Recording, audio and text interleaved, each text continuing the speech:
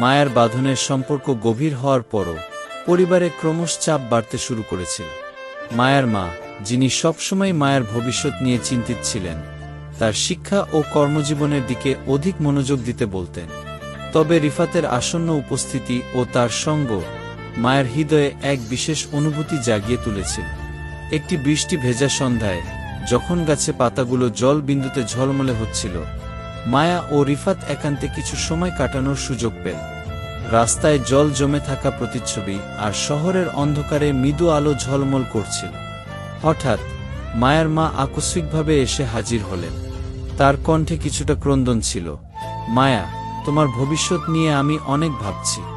এই ছেলেটার সঙ্গে তোমার সম্পর্ক কি সঠিক পথে চলছে? মায়া চোখে জল নিয়ে বলল, মা, রিফাত আমার জীবনের এক অংশ হয়ে গেছে, কিন্তু আমার শিক্ষাও গুরুত্বপূর্ণ। রিফাত, যিনি পাশেই দাঁড়িয়ে শুনছিলেন, একটু দুঃখের সাথে বললেন, আমি জানি আমার আগমন তোমাদের জীবনে অজানা চিন্তা এনে দিচ্ছে, তবে আমি প্রতিজ্ঞা করছি আমি তোমাদের আশ্বাস যোগাতে পারব। তাদের বিদায় ছিল শুধু শারীরিক, অন্তরে ছিল এক গভীর ব্যথা ও অজানা ভবিষ্যতের অপেক্ষা। মায়া তখন এক অজানা সংকটে আটকে গেলেন, যেখানে পরিবার ও ভালোবাসার মধ্যে ফাঁক সৃষ্টি হচ্ছিল। রিফাত একা থাকায় প্রতিদিনই তার হৃদয় যেন একটি নিস্তব্ধ বেদনায় ডুবে যাচ্ছে। প্রতিদিন সে সেই পুরনো ক্যাফেতে যেত, যেখানে প্রথমবার মায়ের সঙ্গে হাসি আলোচনা হয়েছিল। সেই জায়গাটি যেন এখন তার স্মৃতির মন্দির, যেখানে প্রতিটি কোণে মায়ের হাসি আর কথা প্রতিধ্বনিত হয়। প্রতিদিন রাতের অন্ধকারে যখন শহর ঘুমে ডুবে যায়, রিফাত একাকী পার্কে বসে থাকে। সে মনে করে, মায়া, তুমি কোথায় আছো? তুমি কি এখনো আমার জন্য অপেক্ষা করছো?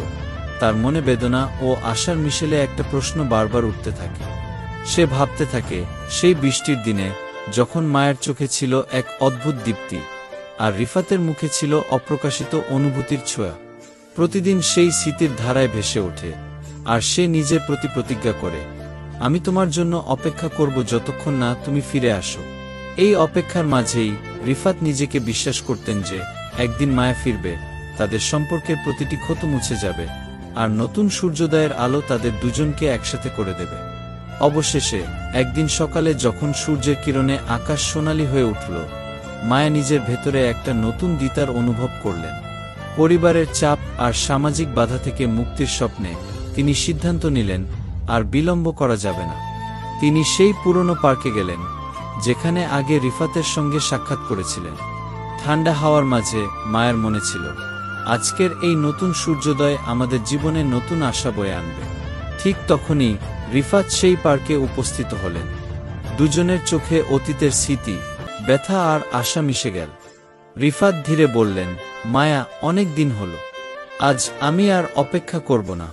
মায়া সজাগ হয়ে বললেন, আমি জানি রিফাত, আজই সময় এসেছে, আমরা যেন নিজেদের মুক্ত করে নতুন পথে চলি। রিফাত এগিয়ে এসে মায়ের হাত ধরলেন, আর দুজন একসাথে দাঁড়িয়ে থাকলেন সেই নতুন দিনের আলোতে। মায়ার চোখে ছিল নতুন স্বপ্নের দীপ্তি, আর রিফাতের মুখে ছিল এক প্রশান্ত হাসি। চলো, মায়া বললেন, আজ আমরা আমাদের প্রেমকে নতুন সূর্যোদয়ের মতন আলোয় রূপান্তরিত করি। রিফাত আর মায়া একসাথে সেই পথ ধরে চলতে শুরু করলেন, যেখানে প্রতিটি পদক্ষেপে ছিল অজানা কিন্তু নতুন দিনের প্রতিশ্রুতি। আপনারা কি ভাবছেন গল্প এখানে শেষ? গল্প শেষ না, এখানে অনেকগুলো পার্ট আছে, আপনারা সাথে থাকুন। আর চ্যানেলটাকে সবাই সাবস্ক্রাইব করে দিন আর আমাদের সাথেই থাকুন। 4 নম্বর পর্ব নিয়ে আমি শীঘ্রই এসেছি। আল্লাহ হাফিজ।